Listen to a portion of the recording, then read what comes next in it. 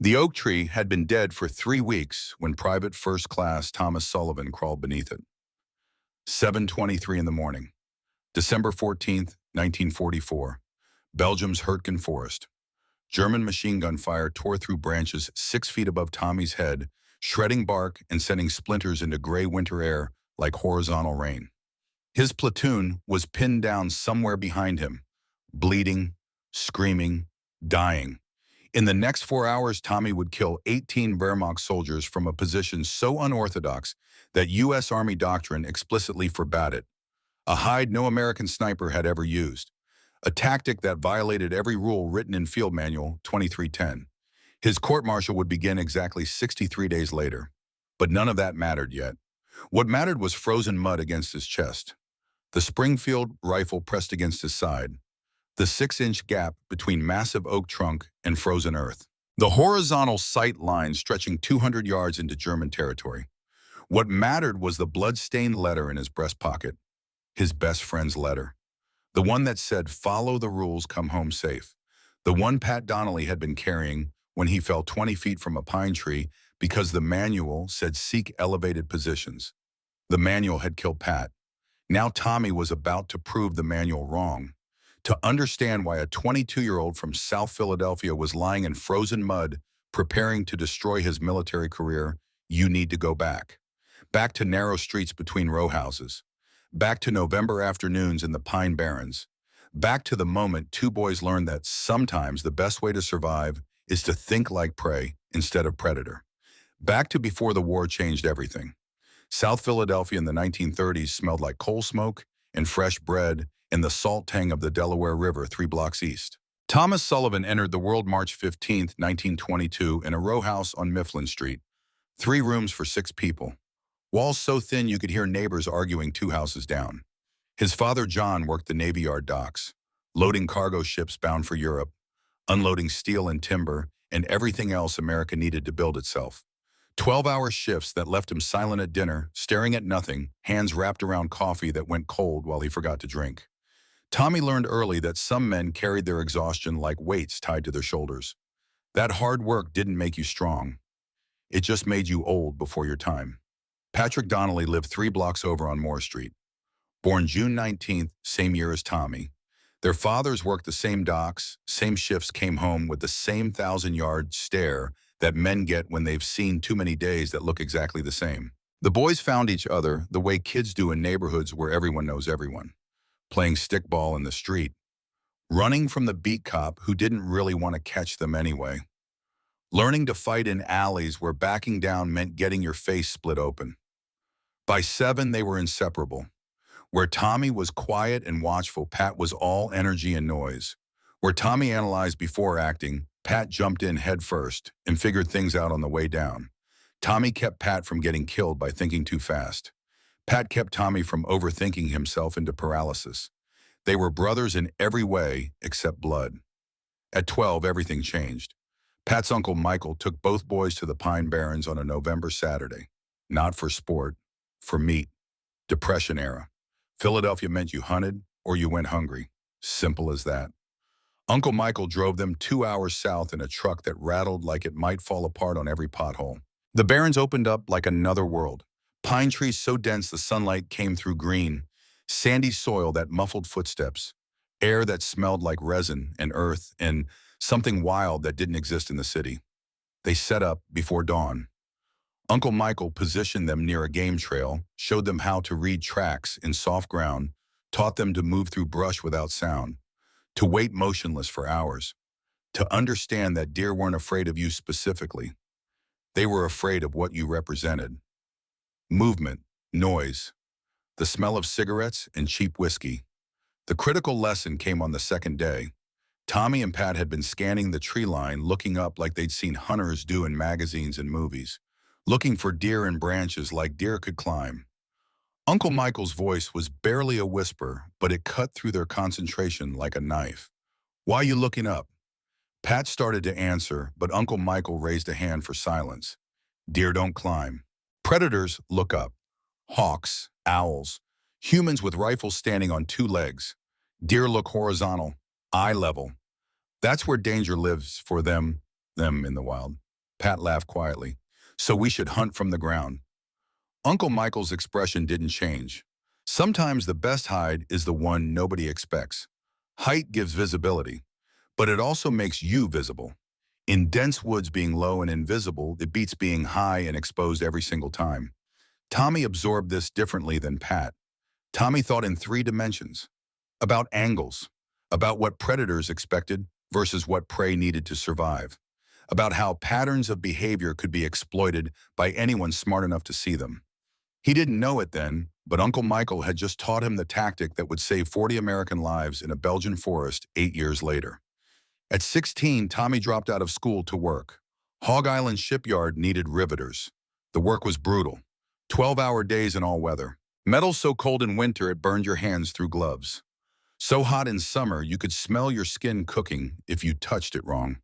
But the work taught patience, waiting for the rivet gun to heat, waiting for the foreman to look away so you could rest 30 seconds, waiting for the right moment to act instead of acting just to be doing something. Every November, Tommy and Pat hunted the barrens together. By 1940, they moved through forests like ghosts, could wait motionless for 4 hours without shifting weight, could take shots other hunters wouldn't risk because they understood wind and distance and how to read an animal's next move before it happened. Pat was good, fearless where Tommy was cautious. But Tommy was patient, and in the barrens, patience beat courage more often than not. December 7th, 1941, was a Sunday. Tommy and Pat were at the Donnelly house. Pat's younger sister, Mary, 15 years old, was teaching them to dance for an upcoming USO event. Not well, but trying. The radio played swing music. Benny Goodman, Tommy Dorsey. The soundtrack of an America that didn't know it was about to end. The music stopped mid-song. The announcer's voice came through the speaker shaking, actual fear in his tone that you could hear even through the static. We interrupt this program for a special bulletin. The Japanese have attacked Pearl Harbor, Hawaii by air. The attack began approximately 7:55 this morning Hawaii time. The cards Pat had been shuffling fell from his hands. 52 pieces of paper scattering across worn linoleum like snow. Nobody moved to pick them up. The radio continued. Fragments of information. Ships burning. Casualties unknown but heavy. Surprise attack. Declaration of war expected. Pat's father came home 30 minutes later, still in work clothes because the Navy Yard had called an emergency meeting. The look on his face said everything before he spoke. Boys, this means war. You'll both be drafted. Pat tried for optimism despite the fear in his eyes. War'll be over by Christmas. We'll march in victory parades and kiss pretty girls.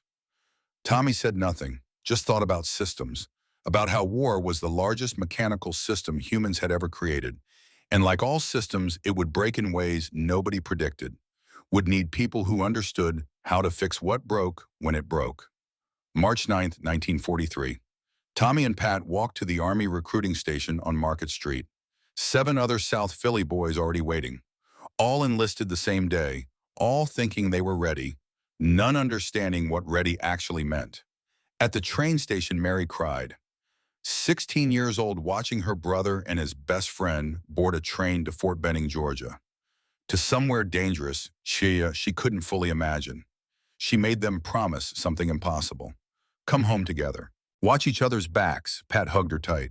Promise Mary, your brother and Tommy, we're a team. Nothing breaks us up. You hear me? Nothing. Tommy knelt to Mary's level so they were eye to eye.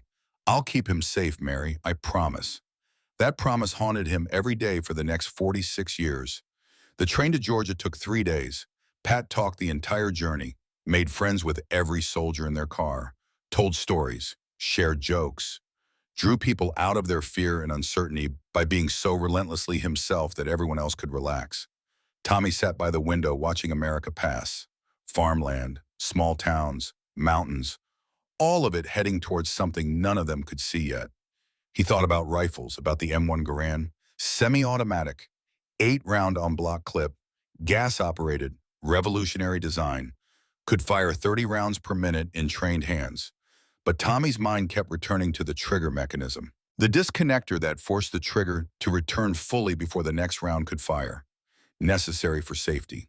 Prevented accidental discharge. but it also limited rate of fire in ways that might matter when it mattered most. Fort Benning in summer 1943 was heat like Philadelphia boys had never experienced. Georgia heat pressed down like wet wool, made breathing feel like work. Drill instructors seemed personally offended by their existence. Every mistake earned extra duties.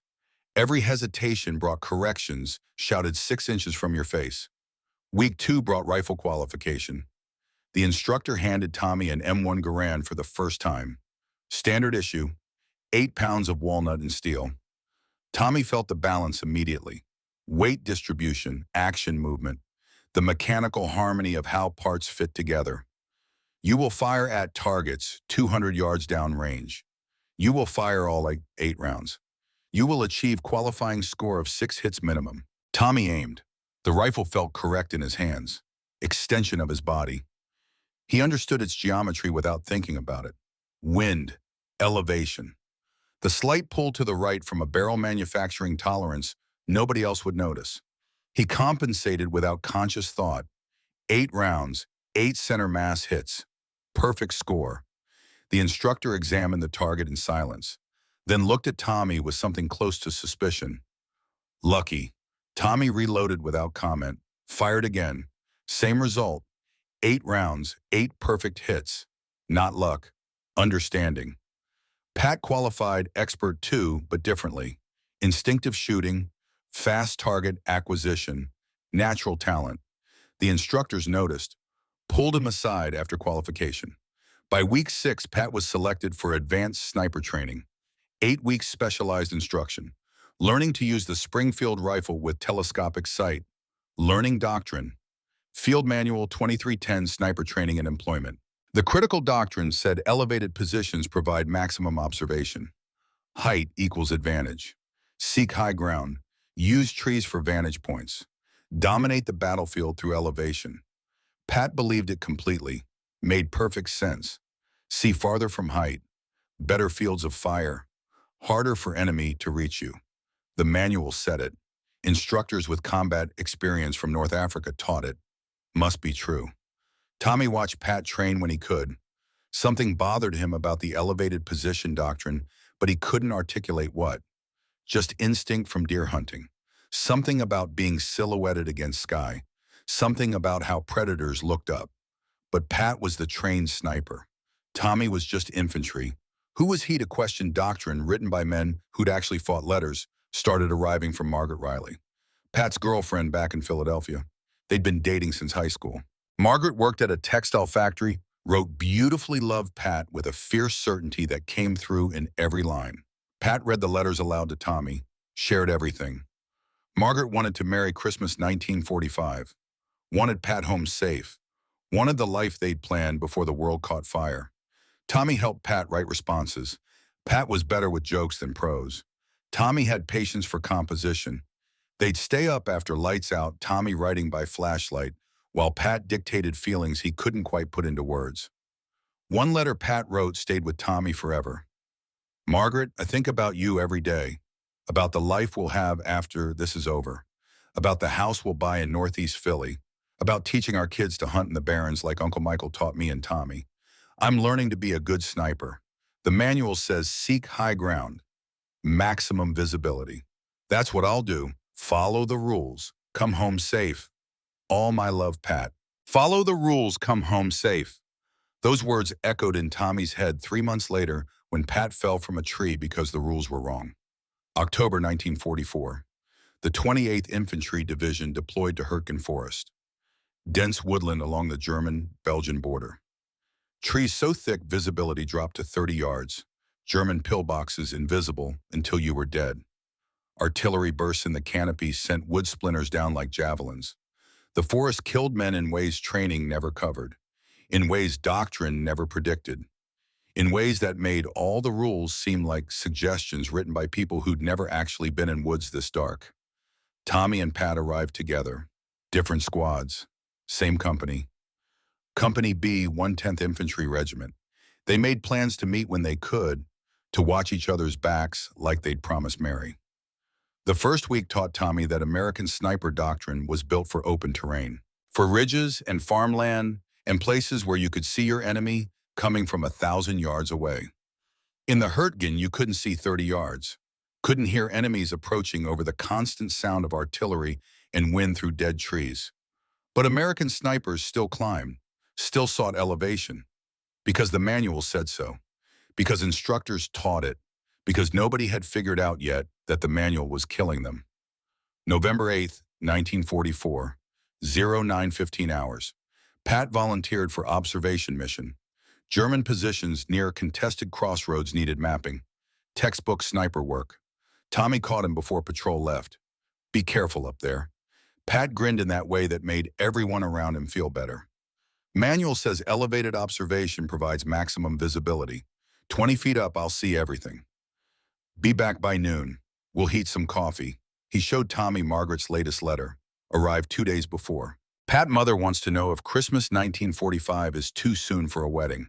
I told her nothing is too soon. Come home safe. Follow the rules, I love you. Margaret. Tommy read it, handed it back. You'll be there for that wedding. Just stay smart up in that tree. Pat tucked the letter in his breast pocket. Always do, Tommy. You worry too much. That's why we're such a good team. You worry for both of us. They shook hands. Pat's grip was strong, confident. Sure he'd be back by noon to heat that coffee and talk about wedding plans and the house in Northeast Philly they'd help him buy. 09:47 hours. Tommy was in a foxhole 400 yards from Pat's observation post, cleaning his rifle. Routine maintenance. Thinking about nothing in particular. A single shot cracked through the forest, different sound from the constant background noise. Sharper, higher pitched. Springfield rifle. Then silence. Then voices shouting. Medic, medic. The worst sound in war. The sound that meant someone wasn't getting up. Tommy ran, reached Pat's position 3 minutes that felt like 3 hours later. Found what he'd been afraid he'd find. What some part of him had known he'd find since Pat climbed that tree. Pat had followed doctrine perfectly. Climbed a pine tree 20 feet up. Established excellent observation position. Maximum visibility across the forest floor. Textbook positioning according to everything they had been taught. The German sniper had fired from ground level, somewhere in the undergrowth 200 yards north. One shot, one kill. The German had been invisible in brush and shadow. But Pat had been silhouetted against gray sky, dark shape against light background. Target so obvious a blind man could have hit it. Pat had fallen 20 feet, hit 3 branches on the way down. Body landed in snow in a position that meant things inside were broken in ways that couldn't be fixed. Blood everywhere. Too much blood for any medic to stop. Tommy reached him. Pat was still alive. Barely. Chest wound. Sucking air. Eyes unfocused but trying to find something to hold on to. Tommy. Pat's voice was barely a whisper. I'm here. Stay with me. Medic's coming. Margaret. Pat coughed. Blood on his lips now. Tell her. Tell her I tried. You're telling her yourself. You're going home, Manuel said. Pat's breathing was shallow, getting more shallow with each word. Elevated position. Maximum visibility. His eyes fixed on something Tommy couldn't see. Something beyond the gray sky and bare branches. Then stopped moving. Stopped focusing on anything at all. Tommy held Pat's body. 22 years of friendship. 2 boys from South Philly who'd hunted deer together and promised to watch each other's backs. Pat had followed the manual, done everything right according to doctrine written by men with college degrees and combat experience, and died because that doctrine was designed for open terrain and failed completely in dense forest. Tommy reached into Pat's pocket, found Margaret's letter, blood-soaked now, barely readable, but he could still make out her words through the red stains. Follow the rules. Come home safe.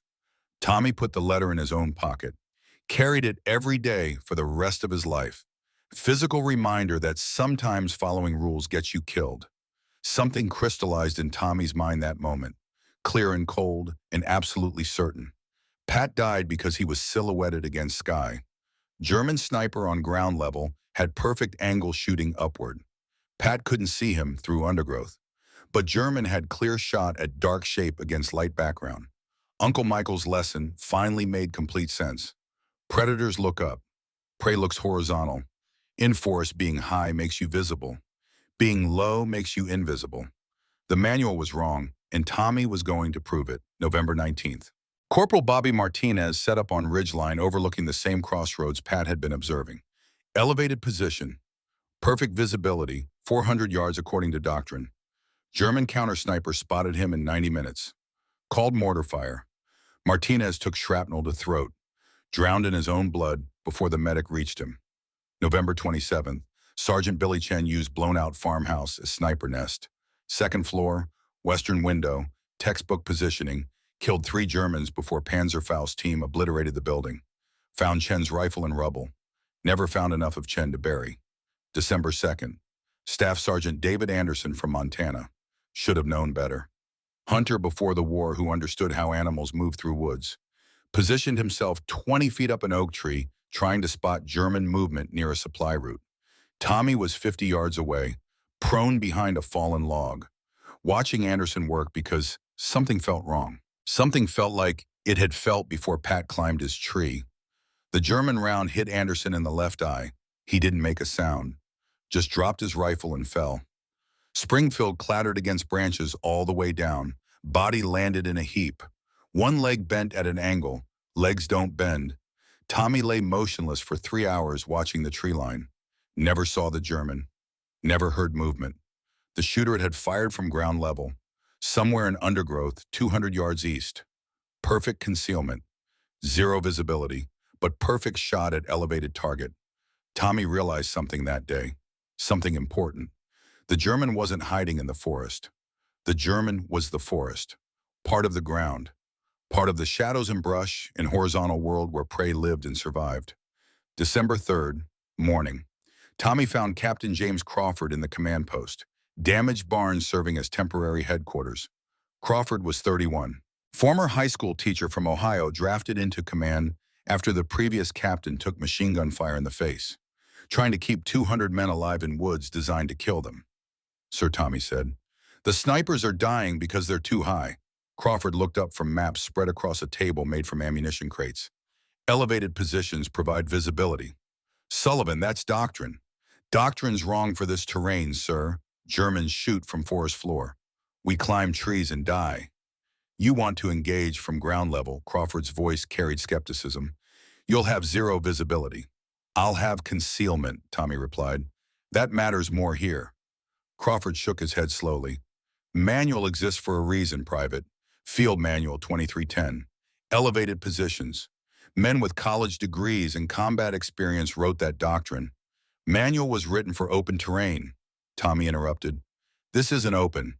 Visibility's 30 yards. Trees burst from artillery. Height doesn't help. It kills. Crawford stared at him. You're a rifleman, Sullivan, not a trained sniper. What makes you think you understand tactics better than men who have been doing this since North Africa? Pat Donnelly was a trained sniper, Tommy said quietly. Top of his class, Fort Benning. He followed the manual. He's dead. Bobby Martinez followed it. Dead. Billy Chen, David Anderson. Dead, dead, dead. All because they did what the manual said. I'm asking permission to try something different. And if you get killed doing it, Crawford's tone was flat. Then I'm down one more rifleman. Tommy met his eyes. Pat was my best friend. We grew up 3 blocks apart. Promised his sister we'd watch each other's backs. I failed him because the manual was wrong. If there's a way to keep other men from dying the same way, I need to try. Sir. Crawford was silent for a long moment, looked at Tommy, looked at the maps, looked at casualty reports that kept getting longer every single day. Then he spoke very quietly. I didn't authorize this conversation. Clear, Tommy nodded. Clear, sir. Don't get caught. Crawford's voice was barely audible. And don't miss, that was permission. Unofficial, deniable, but permission. December 12th, Tommy found what he needed during routine patrol. Massive oak tree 60 feet long, blown over by artillery sometime in the past month. Root ball torn free from earth creating depression 15 feet across. Trunk fallen at an angle leaving gap underneath. Maybe 14 inches clearance between trunk and frozen ground. Snow had drifted against the log. Additional concealment. From 30 feet away, it looked like every other fallen tree in the Hurtgen. From 3 feet away, it still looked like every other fallen tree. Tommy crawled underneath. Space was tight, had to worm forward on elbows, dragging rifle beside him. Ground was frozen mud, hard enough to support weight without leaving obvious impressions. The root ball created natural backstop, blocking any silhouette. Trunk itself was 3 feet thick. Solid oak, would stop machine gun fire, would stop anything short of direct artillery hit. He positioned himself facing north toward German lines. Through the gap between trunk and ground, he had horizontal sight line across forest floor, maybe 6 inches of viewing angle, but it stretched for 200 yards. He could see bases of trees, undergrowth, small rises and depressions in terrain. Could not see sky, could not see anything above 4 feet in height. Perfect. Tommy spent 3 hours under that log, not moving, just watching, learning the sector. Saw a deer pick its way through snow 90 yards out. Saw 2 German soldiers walk past close enough to hear them talking about home, about Leipzig, about whether the war would end before spring. Neither German looked down. Why would they? Men fought at eye level. Threats came from elevation, from tree lines, from ridges. Nobody expected danger from the forest floor. Nobody thought like prey instead of predator. Tommy crawled back to American lines after dark, uniform caked with frozen mud, hands numb even through gloves. But he knew it would work. Knew it with the same certainty he'd known Pat was going to die the moment he climbed that tree. The question wasn't whether the tactic would work. The question was whether the Army would let Tommy live long enough to prove it, whether doctrine could bend before it broke more good men, whether rules mattered more than results. December 13th, evening. Tommy told Crawford he'd found a position, didn't explain details. Crawford didn't ask. Radio check every 2 hours. If you miss a check, I'm sending a patrol. Understood, sir. And Sullivan. Crawford's voice was quiet, tired. If this works, I never gave you permission. If it doesn't work, I definitely never gave you permission. Clear, yes, sir. December 14th, 0430 hours. Tommy moved into position 90 minutes before dawn. Complete darkness, navigated by memory and feel, dragging Springfield rifle and canvas bag with 300 rounds. He wore every piece of cold weather gear the Army issued. Wool sweater under field jacket, under overcoat. Knew it wouldn't be enough. Ground level in December.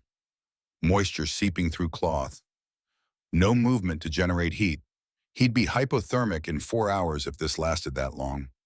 He settled into position, packed snow against gaps around his body to eliminate any silhouette, pulled canvas over the rifle to prevent light reflecting off metal, then waited.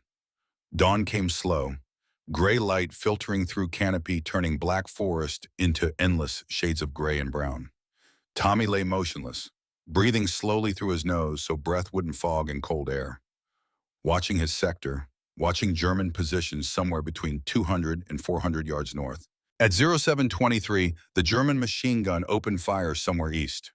American voices shouting, rifle fire returning in scattered bursts.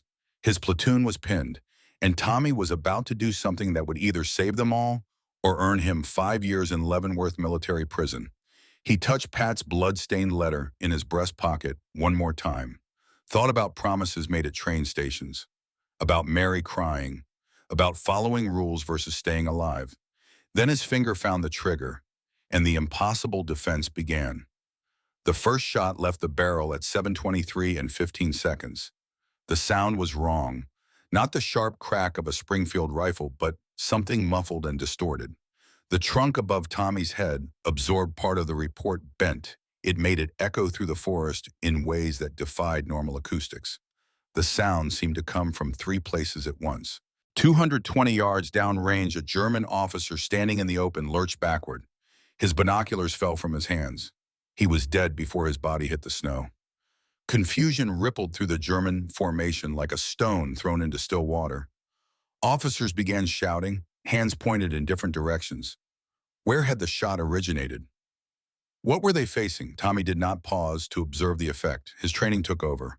Work the bolt, eject the spent casing. It bounced off the underside of the oak trunk, landed in frozen mud beside his face. Chamber another round.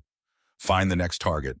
Through the scope, he saw them scatter, but not toward cover, toward positions that made sense if you thought the threat came from elevation, from tree lines, from ridges. They were looking up, just like Pat had taught them in training. Just like doctrine said, Tommy fired again, and again, and again. 4 more shots in 8 seconds. Speed that shouldn't be possible with a bolt-action rifle, but Tommy had been working bolts since he was 12. Knew the rhythm, knew how to make the metal sing. 5 Germans fell in the snow. 2 radio operators distinctive by the antenna packs on their backs. 1 captain directing infantry with aggressive hand gestures. 2 sergeants organizing the advance with whistles and shouted commands. The German infantry did what training demanded. They dove for cover. The neat formations that had looked parade ground perfect moments before dissolved into scattered clusters behind trees and snowbanks. The advance that had been moving with mechanical precision ground to a halt. Tommy worked the bolt again. Scanned through the scope. Waited. He could hear American voices behind him. Crawford on the radio calling for artillery support that wouldn't come. The machine guns still chattering somewhere east. Men screaming for medics. The sounds of his platoon dying while he lay in frozen mud, doing the only thing he could do. Buying them time. Movement at 180 yards. German squad attempting flanking maneuver to the right. 7 soldiers moving between trees in bounds that showed professional training. Leapfrogging. Covering each other. Textbook small unit tactics. Tommy tracked the lead soldier. Adjusted for wind, for distance, for the slight downward angle from his elevated position. Squeezed the trigger. The German dropped instantly. Tommy worked the bolt. Fired. Another German fell. Bolt. Fire. 3rd soldier went down clutching his leg. The remaining 4 scrambled back to their original positions. Flanking attempt abandoned before it truly began. Tommy's radio crackled. Sullivan to Crawford. 5 confirmed. No contact on my position. Silence. Then Crawford's voice tight with something between disbelief and hope. Jesus Christ, Sullivan. Where the hell are you, ground level? Under fallen oak. Long pause. Say again. I'm prone under fallen tree. 3-foot thick trunk. They can't see me. Another pause. You're insane. I'm alive, Tommy said. They're not. The German response came at 8:15.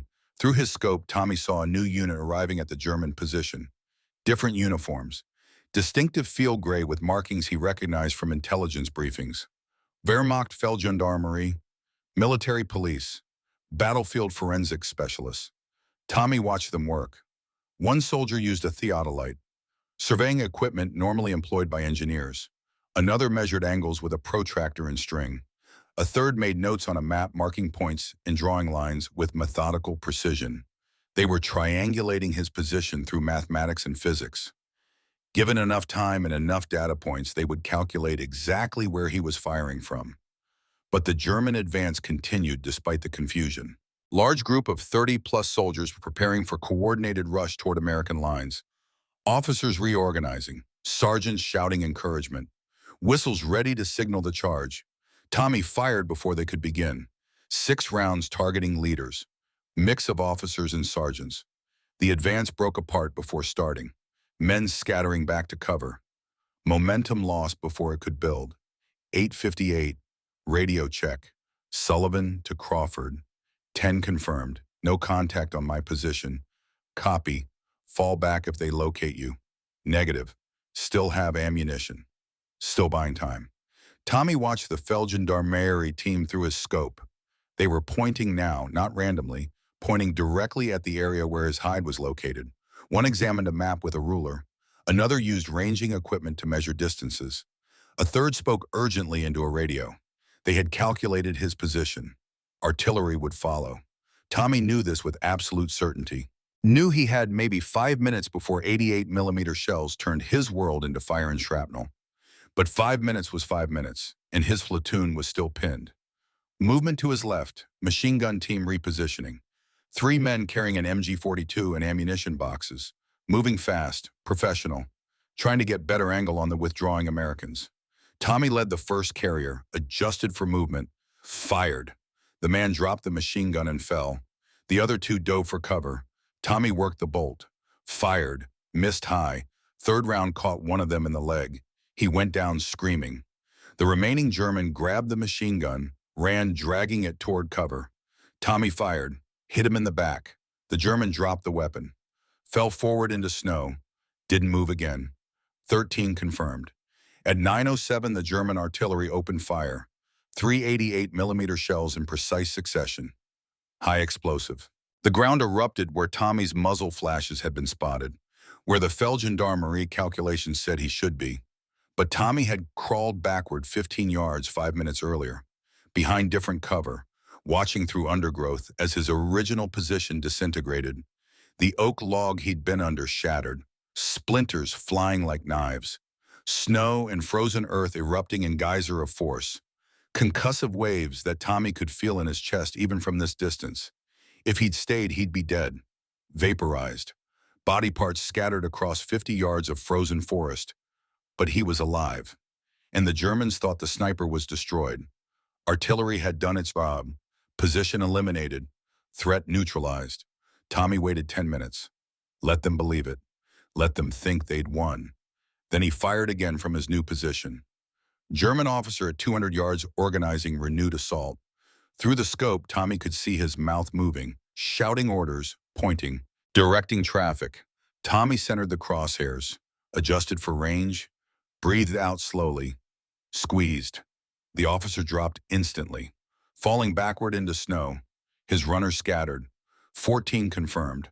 The German advance stalled again. Their commander was down. Machine gun teams were suppressed.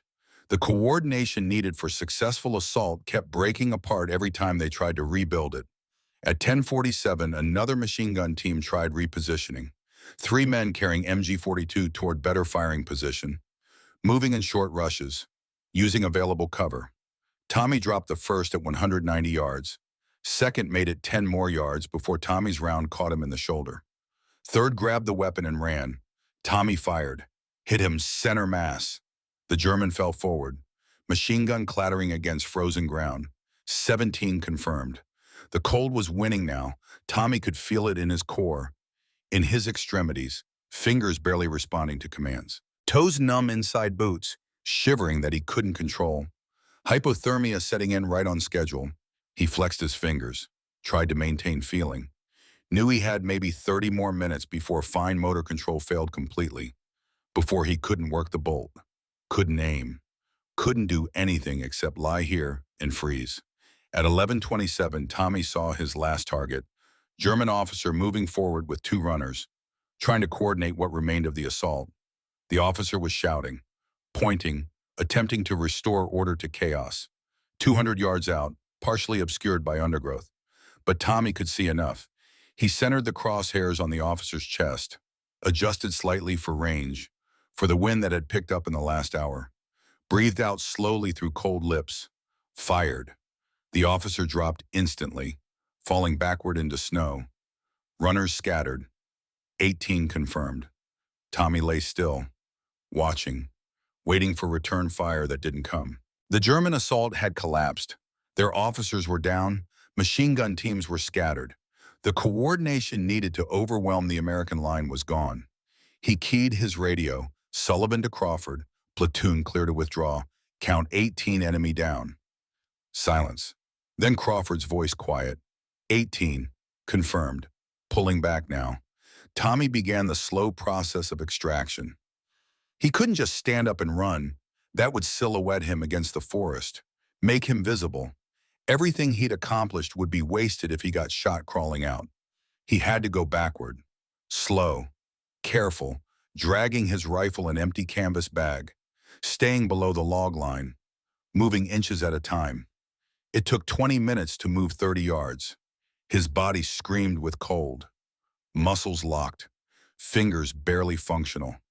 But he was alive. He reached the American line at 11:53.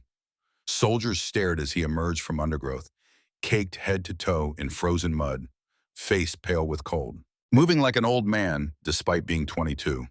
Crawford was waiting, watching Tommy stagger to his feet with help from 2 riflemen. 18, Crawford said. From ground level, under a fallen oak. 4 hours. Yes, sir. Crawford stared. Get to the aid station. You're hypothermic. The medic stripped Tommy's frozen uniform, wrapped him in every blanket available, forced hot coffee into him that he could barely hold with shaking hands. Core temperature 94 degrees. Borderline severe hypothermia. Another hour and Tommy would have been unconscious. 2 hours and he'd be dead. He sat there shaking, not from fear, from cold that had penetrated so deep it felt like it would never leave.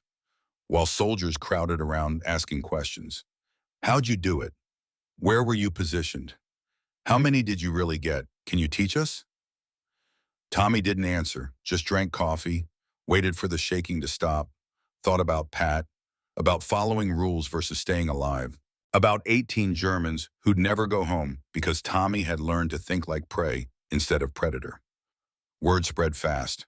By evening, every rifleman in Company B knew Tommy Sullivan had killed 18 Germans from a hide so well concealed that nobody had spotted him. By next morning, soldiers from other companies were asking questions. By December 16th, 3 other riflemen had tried the same tactic.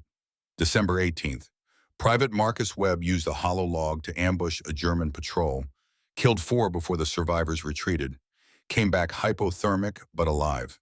December 21st, Corporal Sam Rodriguez positioned himself under a root ball, took out a machine gun team that had pinned his platoon for 6 hours, eliminated 3 Germans, saved a dozen American lives. The tactic spread quietly, man to man, whispered conversations in foxholes and aid stations. No officers ordered it, no training manual described it. It just happened the way innovations always happened in war. From necessity, from frustration, from men who refused to die following doctrine that didn't work. December 23rd, Oberleutnant Klaus Richter of the 275th Infantry Division wrote in his after-action report something that would later be declassified and analyzed by military historians. American sniper tactics have changed, fire now originating from ground-level positions, making counter-sniper operations extremely difficult. Traditional elevated search patterns ineffective. Recommend increased use of indirect fire and systematic clearing of fallen timber. German snipers began checking ground-level positions, but it was too late. The Americans had adapted faster. By January 1945, forest floor sniper hides were being used throughout the Hurtgen. The technique was spreading to other units, other forests, other fronts. The German 300th Volksgrenadier Division reported sniper casualties increased 47% in January compared to December. The Americans were invisible.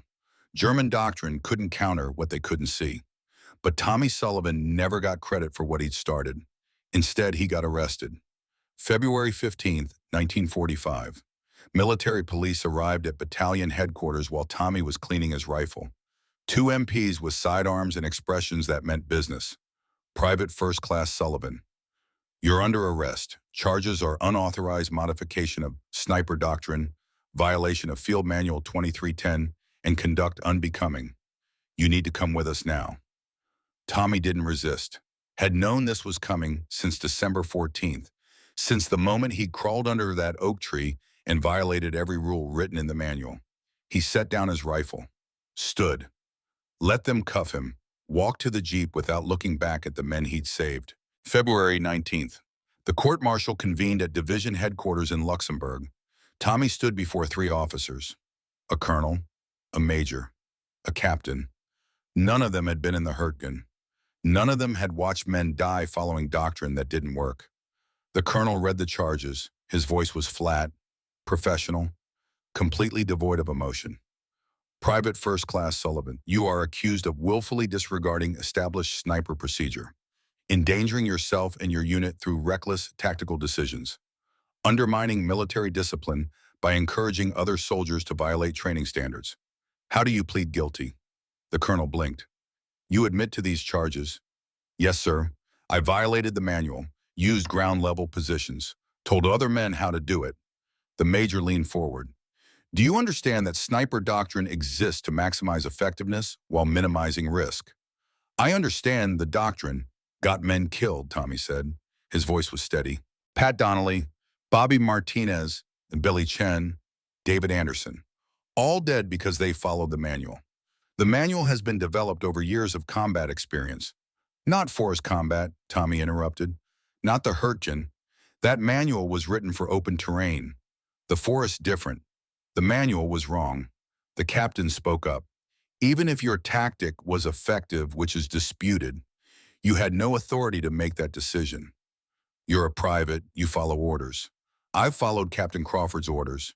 He told me not to get caught and not to miss. I didn't miss.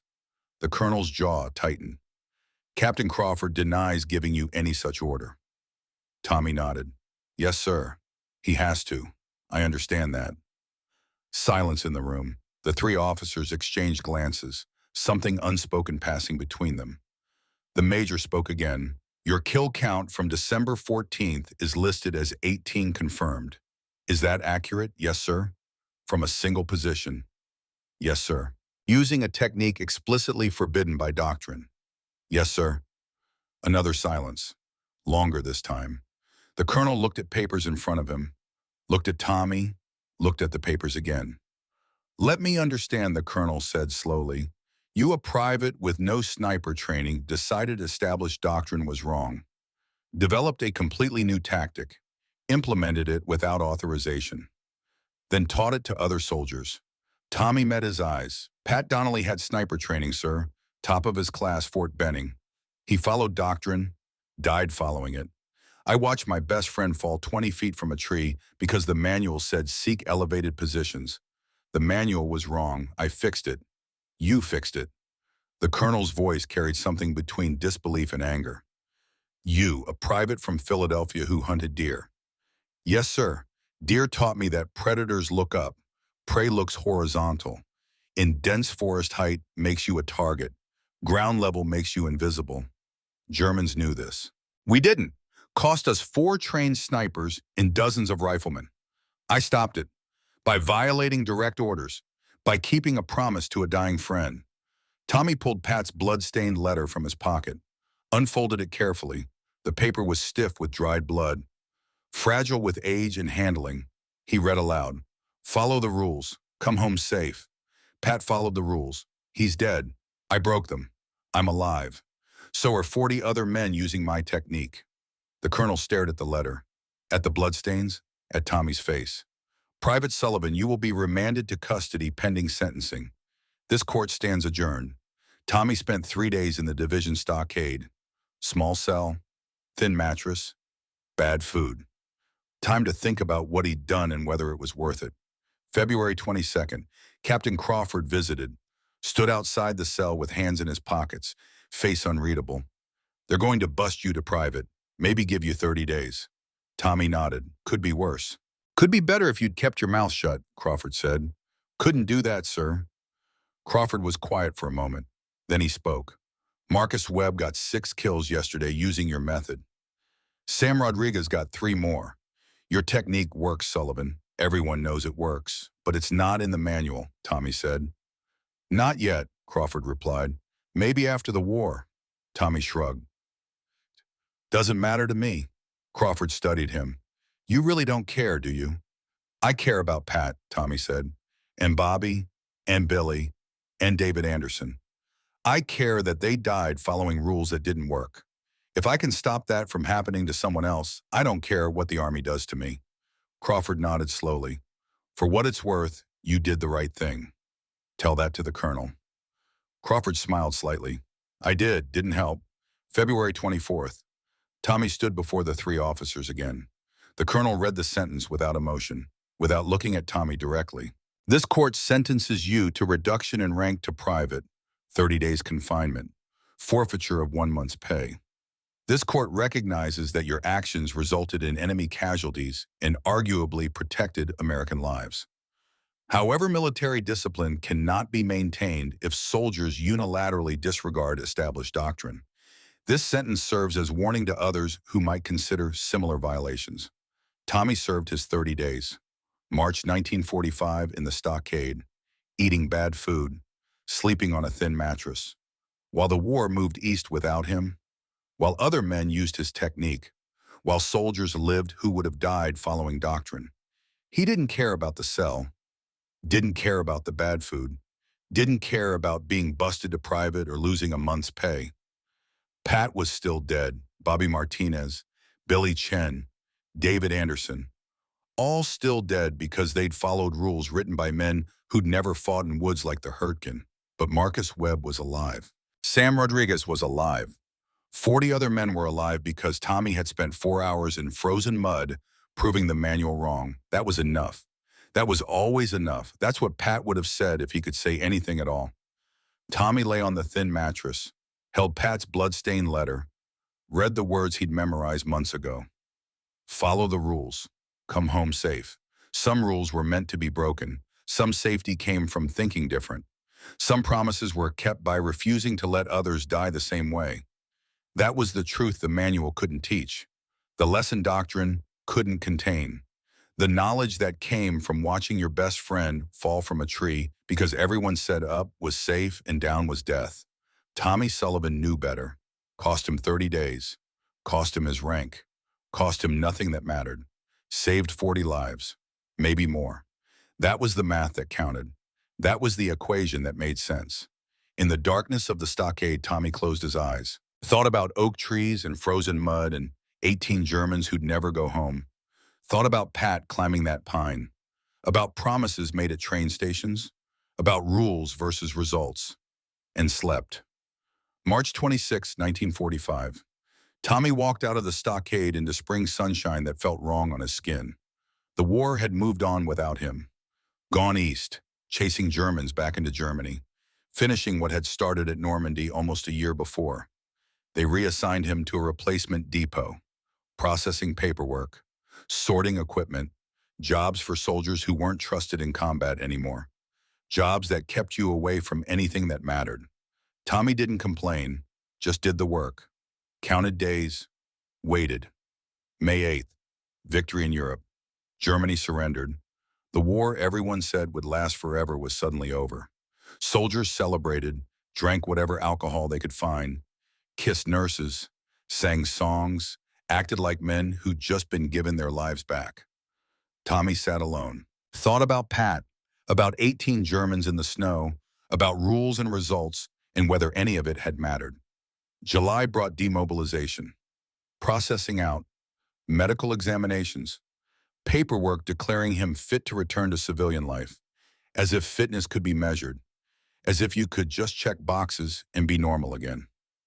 August 23rd, Tommy stepped off the train at Penn Station, Philadelphia, wearing his uniform one last time, carrying a duffel bag with everything the Army let him keep, which wasn't much. His father, John, was waiting. Looked older than Tommy remembered. Grayer, more stooped. The years had been hard on him, too. They shook hands, didn't hug. That wasn't how men did things back then. "You all right?" "Yeah," Tommy said. "I'm all right." They walked home through streets Tommy had grown up in, past row houses that looked exactly the same, corner stores, vacant lots where kids played stickball. Nothing had changed. Everything had changed. Tommy stopped outside the Donnelly house, stood on the sidewalk for 10 minutes before finding courage to knock. Pat's mother answered, her face aged beyond her years. Pat's father sitting silent in the living room, like furniture that had forgotten how to move. Mary was there, 19 now, no longer the girl who'd made them promise to watch each other's backs. A woman who'd lost her brother and learned that some promises can't be kept no matter how hard you try. "You came home," Mrs. Donnelly said. She didn't cry. Looked like she'd run out of tears years ago. Pat didn't. "I'm sorry," Tommy said. "I tried to keep him safe. I know you did. Pat wrote about you, said you were brothers." Tommy spent 2 hours telling stories. Funny ones. Safe ones. Nothing about elevated positions. Nothing about doctrine that killed good men. Nothing about Pat falling from a tree because everyone said up was safe. He told them Pat was brave, that death was quick. The lies soldiers tell families because truth serves no purpose except creating pain no one needs to carry. As he left, Mrs. Donnelly gave him something wrapped in cloth. "Pat wanted you to have this if anything happened." Tommy unwrapped it. Pat's hunting rifle from the Pine Barrens, the Winchester they'd used together for 8 years, learning to think like prey instead of predator. Tommy couldn't speak, just held the rifle, nodded, left before the tears came. He went back to the Navy Yard.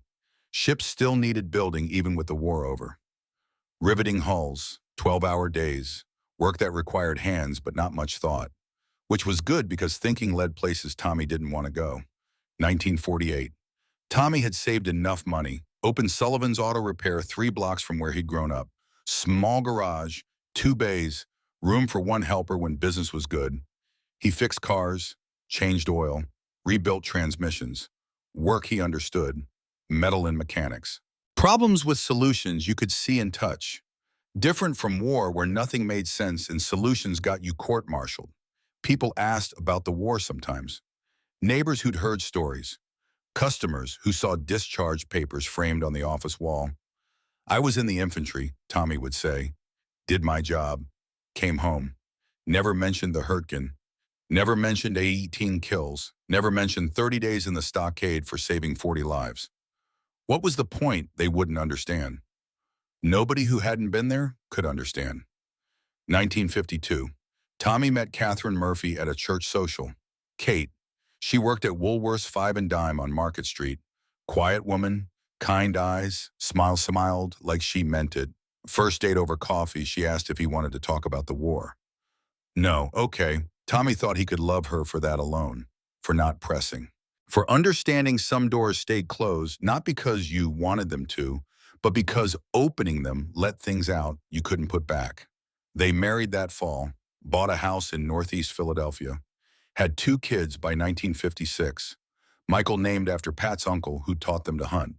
Sarah named after Kate's mother who'd passed before they met. Tommy coached Little League. Fixed neighborhood kids' bikes for free. Attended church every Sunday. To neighbors, he was just another quiet veteran. Nothing remarkable. Nothing that stood out. Every December 14th, he called in sick. Drove to the war memorial where Pat's name was carved in stone. Body buried in Netherlands American Cemetery, but stone with his name in Philadelphia. Tommy sat for hours, talked to Pat about the year, about Kate and the kids, about keeping promises. Every December 26th, the phone rang. Sam Rodriguez calling from New Mexico. They talked about weather, about families, about work. Never directly about the Hurtgen. Both understood what remained unspoken. 1957, September. Customer brought his car in for brake work. Man's son was serving in Korea, had a copy of the updated Army Field Manual, 2310. Tommy flipped through it while the car was on the lift. Curious what changes they'd made since the war, reached Chapter 6. Section 4. New subsection he didn't remember from training. Employment of ground-level concealment in forest terrain. Tommy read it once, read it again, read it a third time because he couldn't believe what he was seeing. The manual described use of fallen timber root balls, natural depressions, as sniper hides in dense woodland. Cited effectiveness studies from Hurtgen Forest. Recommended the technique for situations where traditional elevated positions were untenable. Every word was his technique, his innovation. Developed under a fallen oak, December 14, 1944, while freezing to death in frozen mud. The manual did not mention Thomas Sullivan, did not mention December 14th, did not mention court-martial or 30 days in the stockade, just said field innovations during World War II demonstrated effectiveness. Tommy stood in his garage holding that manual, hands shaking, not from anger, from something colder. Recognition of a truth he should have known, should have expected. They'd taken it, made it official doctrine, taught it to every sniper, and erased him completely. That evening, Kate found him in the garage, sitting in darkness, manual open on the workbench under a single bare bulb. What's wrong, Tommy showed her. Read the relevant sections aloud. Explained what it meant. That's your technique, Kate said. The one you got in trouble for. Yes, and they put it in the manual. Made it official. Yes, without crediting you, yes. Kate was quiet for a long moment. Does it matter, you saved lives? Tommy touched Pat's blood-stained letter. Still carried it in his wallet after 12 years. Still blood-stained. Still fragile. Pat's dead. Bobby, Billy, David. Their names aren't in there either. Just says field innovations, like it happened by accident, like men didn't die for it. Kate put her hand on his shoulder. You did the right thing, Tommy. The manual doesn't change that. Manual says I was wrong, Tommy replied. That's why they court-martialed me. Now the manual says I was right, but doesn't say my name. Just takes it, like I never existed. Dozens of soldiers are alive because of you. Tommy closed the manual, put it aside. And the Army gave me 30 days in the stockade for it. then stole what I learned. That's the story. That's what they did. Kate hugged him, let him sit with the anger and resignation, understanding there was nothing to be done. Innovation had been stolen. Credit erased. That was how things worked when you were a private from Philadelphia and they were the United States Army. Tommy never opened that manual again, but he remembered every word, every missing attribution, every erased name. 1961. Man walked into Sullivan's Auto Repair, maybe 40 years old, confident bearing, military haircut growing out. You Tommy Sullivan used to be 110 Infantry. Yeah, who's asking? Name's Charlie Foster. I was in the Hurtgen, December 44. Used your technique. Ground level hide under fallen spruce. Killed 3 Germans trying to overrun our position. Probably saved my life, Tommy nodded. Glad it worked. Charlie extended his hand. Just wanted to say thank you. Been meaning to track you down for years. They shook hands. Charlie left. Tommy went back to work on the Chrysler he'd been rebuilding. Similar encounters happened every few years. Men who'd used the technique, who'd survived because of it, who wanted to say thanks, wanted to say. Tommy always responded the same way. Glad it worked. Glad you made it home. Never elaborated, never told the full story. What was the point they'd survived? That was enough. 1967. Woman came to the garage, late 40s, still beautiful despite the years showing around her eyes. Are you Tommy Sullivan, Pat Donnelly's friend? Tommy's hands stilled on the engine he was working on, grease up to his elbows, heart suddenly pounding. Yes, I'm Tommy. I'm Margaret, Pat's fiancée. We were supposed to marry Christmas 45. Tommy wiped his hands on a rag, set down his tools. The words stuck in his throat for a moment. I'm sorry. Pat talked about you constantly, showed me your letters. Margaret smiled sadly. He wrote about you too, said you were brothers, that you'd watch each other's backs. I tried. Tommy's voice was barely a whisper. I failed. She shook her head. Pat died following rules. You broke rules and lived. He wouldn't blame you for that. Tommy showed her Pat's letter. Still in his wallet after 22 years. Still bloodstained, still fragile as old paper gets. You carried this the entire war. Entire life, Tommy said. Margaret read it, tears streaming down her face. You carried this entire war, entire life. Margaret left after an hour, but knowing Pat's fiancé had found some kind of peace helped. Slightly. Not much, but slightly. November 11th, 1973. Veterans Day. Tommy attended the ceremony in Philadelphia, wearing a suit, hands in his pockets. Politicians giving speeches about sacrifice and service that sounded hollow to anyone who'd actually been there. After the ceremony, an older man approached, wearing an infantry veteran's cap. You Tommy Sullivan? Yeah, I'm Sam Rodriguez. I was in 110 Company C. We used your technique in the Hurtgen. Tommy nodded. I remember the name. I wanted to say thank you. Sam's voice was emotional, catching on words. You saved my life. Probably saved a lot of lives. Tommy looked uncomfortable. Just did what needed doing. You got court-martialed for it, Sam said. That's more than just doing what needed doing. That's courage. Tommy shook his head. Courage was Pat climbing that tree knowing it might kill him. I just figured out a better way. Sam smiled. That's what courage looks like in war. Not the dramatic stuff, the quiet decisions. Then Sam pulled out a photograph, worn at the edges from being carried. 3 generations. Sam himself, 2 sons, 4 grandchildren, 7 people in total. This is why I wanted to find you. My boys, my grandkids. They exist because I survived the Hurtgen, because I used your technique December 21st, 1944, root ball hide, eliminated machine gun team. If I'd been in a tree like doctrine said, I'd be dead. No sons, no grandchildren. This whole family wouldn't exist. Tommy stared at the photograph. 7 people, 3 generations. Existing because he'd broken rules 29 years before Sam used the technique. Sam continued.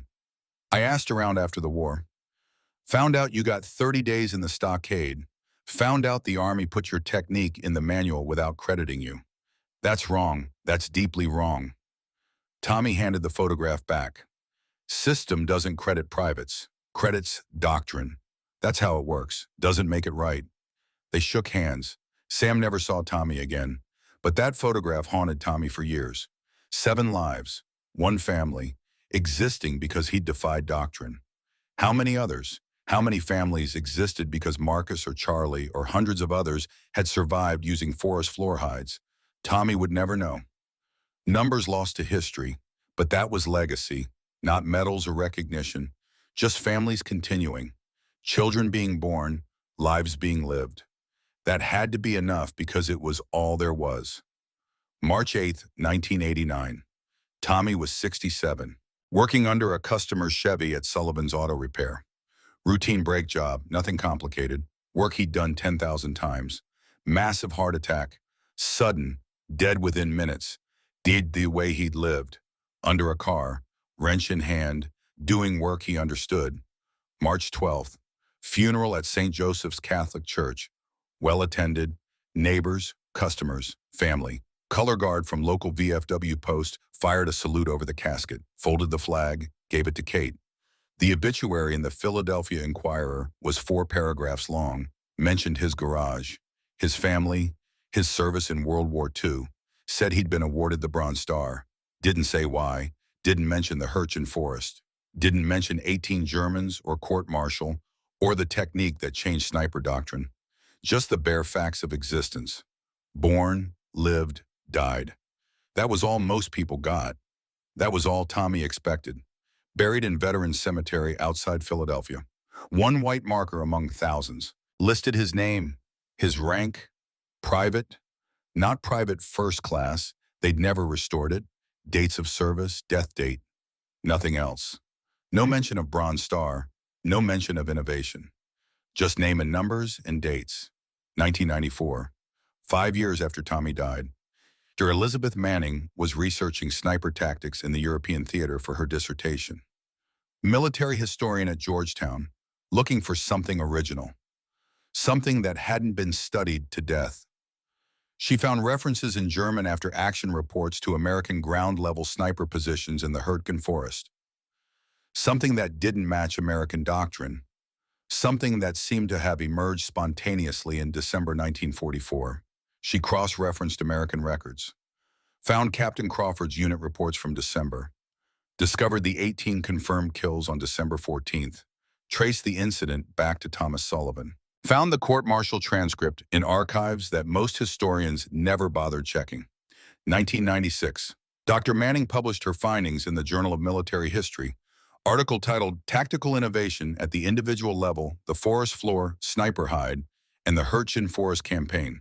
Described Tommy's technique in detail. Analyzed its effectiveness. Traced its adoption throughout the American infantry. Estimated that Tommy Sullivan's unauthorized tactical innovation had saved between 40 and 70 American lives during the winter of 1944 through 45. Nobody read it except other historians. Dr. Manning sent a copy to Kate. Letter explained her findings. Estimated lives saved. Noted the court-martial and lack of official recognition. Kate was 74. Reading about her husband's war service for the first time. Learning he'd saved 40 to 70 lives. Learning he'd been punished for it. Learning the Army had stolen his innovation without credit. She gathered her children. Michael, now 43, Sarah, now 41. Read them the article over coffee in the kitchen where Tommy had read that manual 39 years before. Dad never told us any of this, Michael said. That sounds like Dad, Sarah replied. Do the right thing. Don't talk about it. Kate visited Tommy's grave with the article, laid it on the headstone. White marble that said nothing except his name and rank and dates. You finally got recognized, Tommy. 40 years too late, 7 years after you died. But someone knows now, someone wrote it down. Wind blew across the cemetery. Below, Philadelphia spread out. Above, clouds moved across gray sky. Small American flag fluttered at Tommy's grave. 2003. Army Special Operations Sniper Course at Fort Benning added forest floor concealment techniques to their curriculum. Instructors taught students to use fallen timber root balls, ground depressions as hide sites in woodland environments. Technique considered standard doctrine by 2005. Training manuals credited field innovations during World War II. Without naming individuals, without mentioning Thomas Sullivan or Pat Donnelly or any of the men who'd figured it out by watching other men die. Today, snipers around the world use the technique Tommy invented under a fallen oak, December 14, 1944.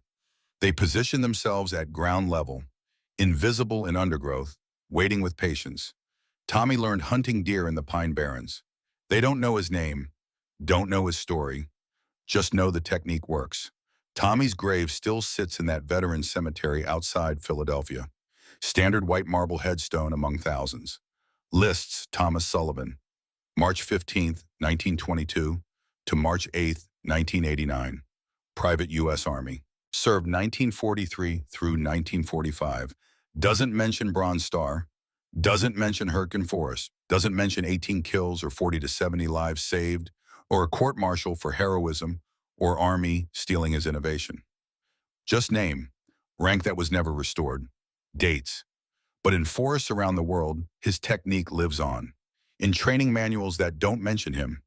In soldiers who survive because they learned to think like prey instead of predator. In families that exist because fathers came home. This is how innovation actually happens in war. Not through engineering studies or committee decisions or revised doctrine written by men with college degrees. Through enlisted men like Tommy Sullivan who watch their friends die and refuse to accept it.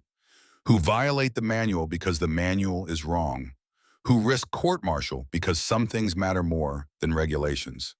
Pat Donnelly mattered. Bobby Martinez, Billy Chen, David Anderson. They all mattered. Tommy Sullivan, working alone in frozen mud under a fallen oak, figured out how to keep other men from dying the same way. The Army gave him 30 days in the stockade for it, then stole his innovation without credit. History gave him nothing until 7 years after he died, and even then just an academic article nobody read. But in forests around the world, snipers still use what Tommy taught them. Forest floor hides, ground-level concealment, patience learned from hunting deer, thinking like prey to survive like predators never could.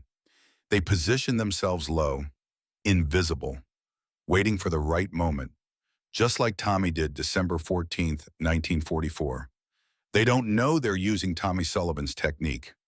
Don't know about the private from Philadelphia who got court-martialed for saving lives. Don't know about Pat falling from a tree. About promises made at train stations. About blood-stained letters carried for 46 years. They just know it works. And somewhere in whatever place mechanics and hunters and soldiers go after death, Tommy Sullivan is satisfied with that. Not recognition, not credit, not medals or praise or his name in manuals, just knowledge that the technique works, that soldiers survive using it, that families exist because fathers came home. 7 people in Sam Rodriguez's family photograph.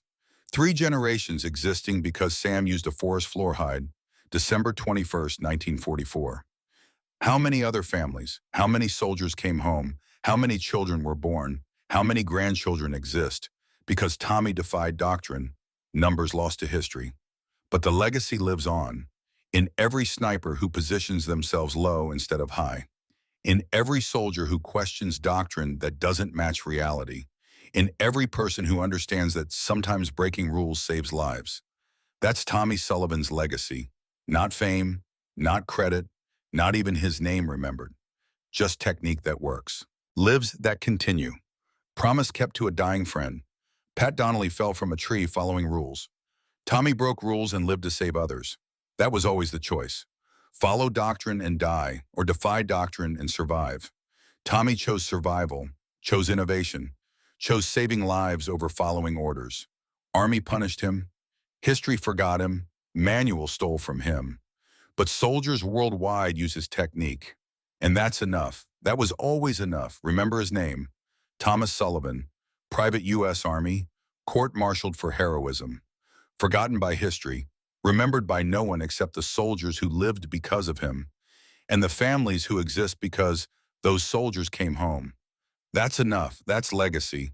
That's how real innovation happens. In frozen mud, under fallen trees, by men who refuse to watch friends die following rules that don't work. Tommy Sullivan, age 22, Philadelphia, deer hunter, rule breaker, lifesaver, forgotten hero, the world barely noticed. But the men who held that sector of the Hurricane noticed. They lived because he kept his promise. That was always enough for Tommy, and in the end, it's enough for history too.